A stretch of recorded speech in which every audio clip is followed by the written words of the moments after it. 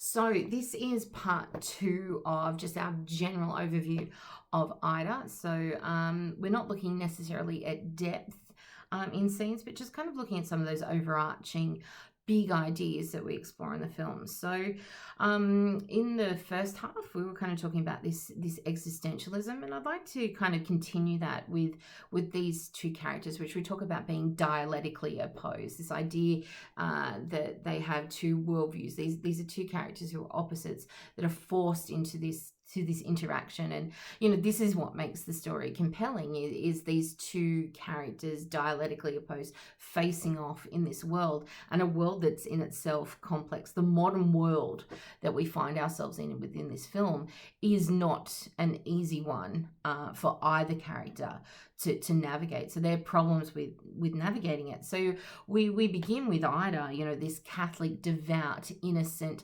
facing off against Vonda, this Marxist political intellectual, but bitter and nihilistic now.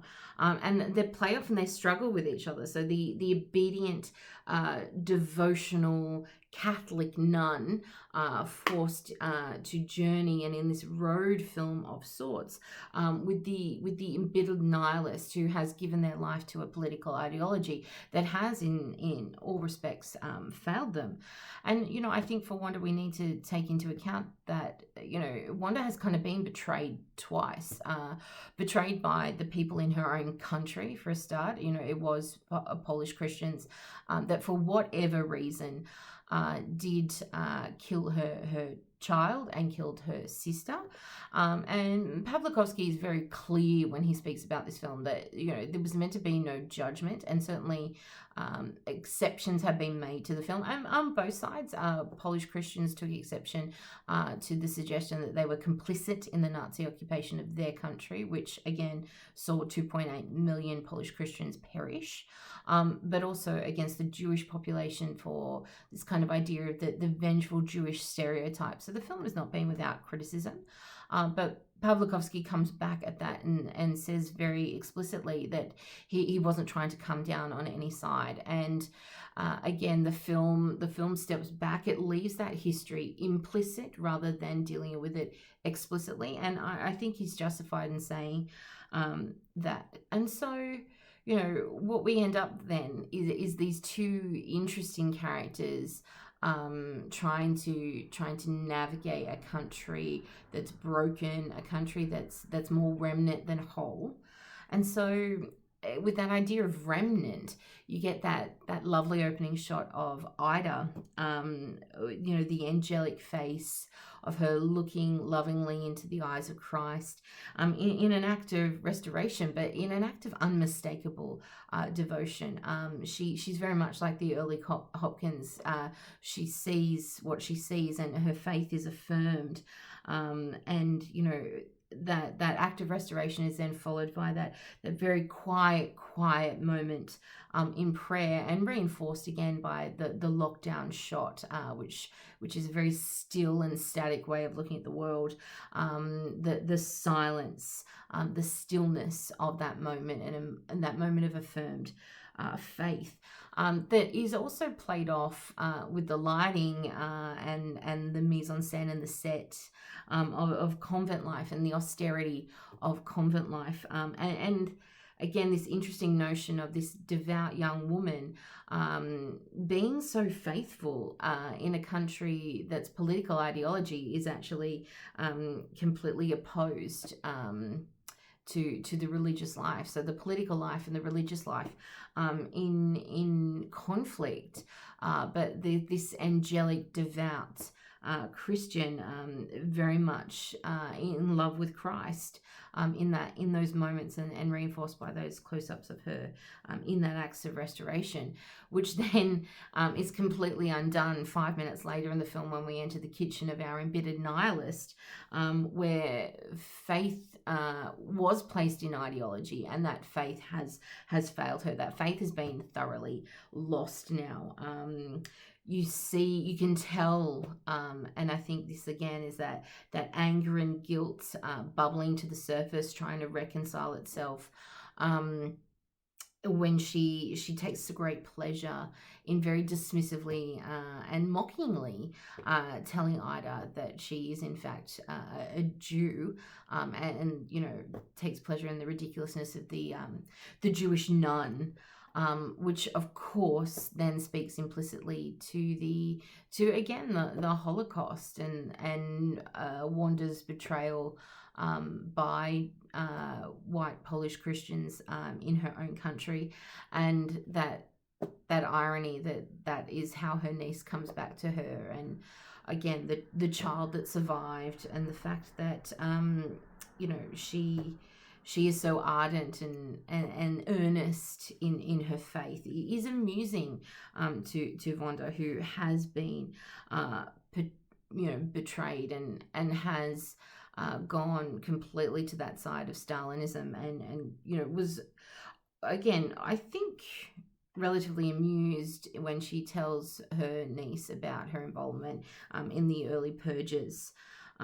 Presumably once she believed ardently. I'd like to think that at some point in time Wanda believed in the cause. I think it's why she fights in the Polish uprising, which was a crushing defeat, unfortunately, and why she comes back and re-enters Polish life through Marxism and as a judge.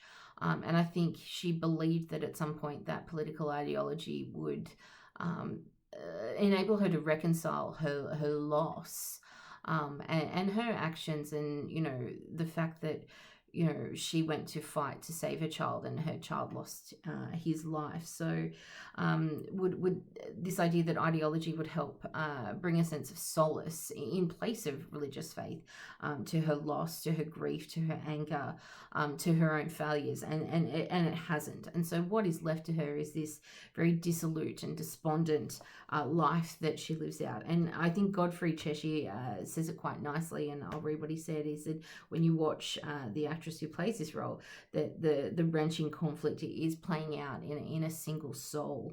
And so David Denby, again, in his article in the New Yorker, talks about how Wanda, and through Wanda we can see Polish history. She is Polish history, both the individual and the collective history of Poland. And I think there's a validity in that. Pawlikowski also talks about how emotional truth and psychological truth are far more impactful, and again, I think that plays into the aesthetic that he chooses for this film. And again, that vertical space, which is so it's so inescapable, and I love this idea of the presence in the absence, the presence of Polish history and Polish tragedy and Polish sadness in its absence, and these big empty spaces that we have that make it inescapable. And Denby says, and again I'll read his quote to you, sometimes the figures are positioned at the bottom of the frame with the enormous grey skies above them. It's as if the entire burden of a cursed country weighed on its people. And Sheila Scaff in her writing on the film also reflects those ideas.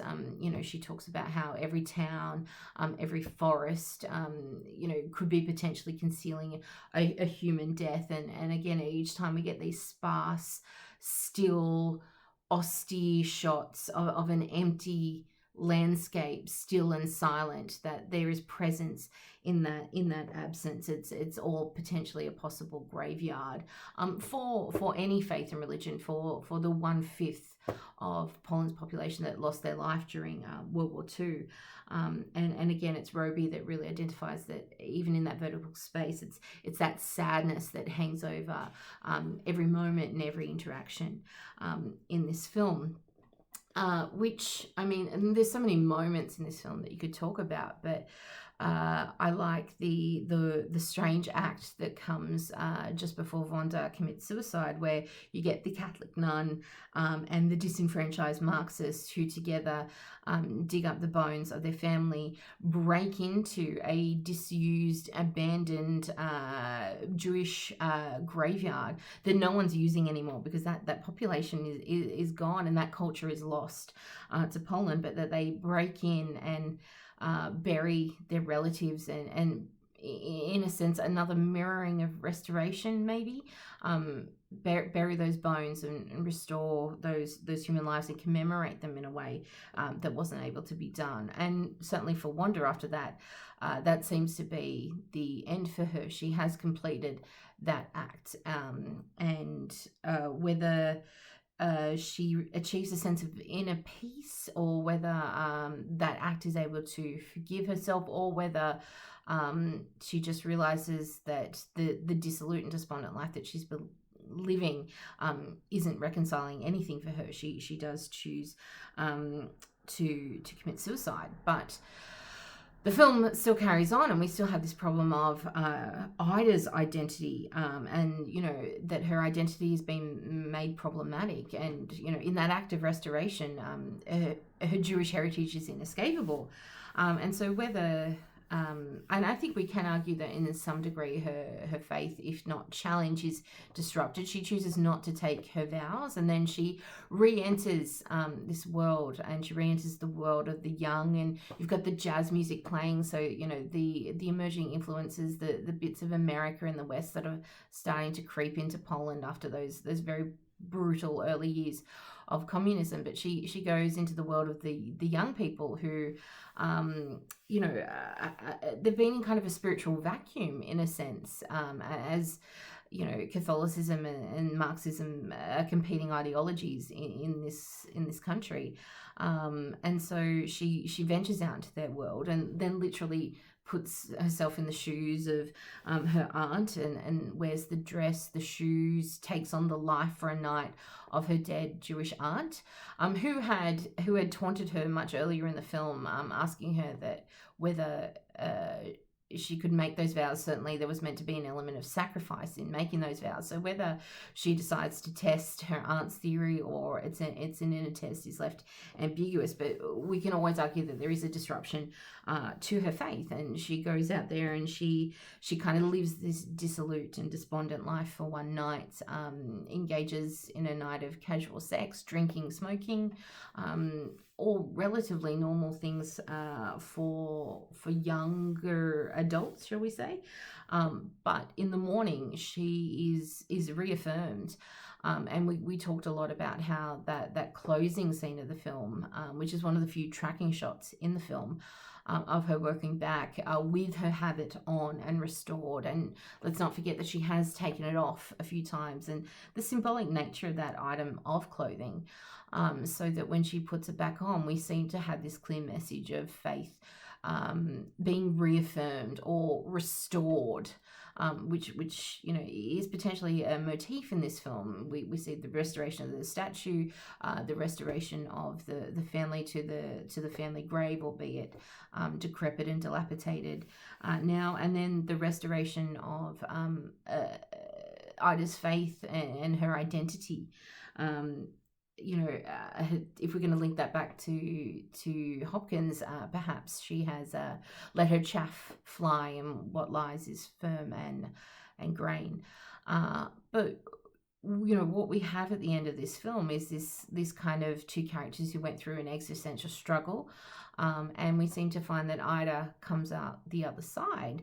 And so, where are our connections with Hopkins? Well, it's, the struggles with faith, the struggles with the complexity of the modern world that these individuals find themselves in, this struggle, this seeming mismatch and disparity between the faith and the zeitgeist of an age, and the ardent faith and joy that these individuals find, or conversely, the struggles that they have later on, which seem to disrupt their identity. So I think when we talk about this film, it would be easy to concentrate exclusively on the history, but I think these are films about identity. These are things about the existential struggle, what it means to be human, what it means to suffer, what it means to feel a sense of purposelessness, what it means to be affirmed. So these are stories of faith, and they're stories of identity, and they're stories of history. So I hope that helps and gives you something to talk about and somewhere to go. All right.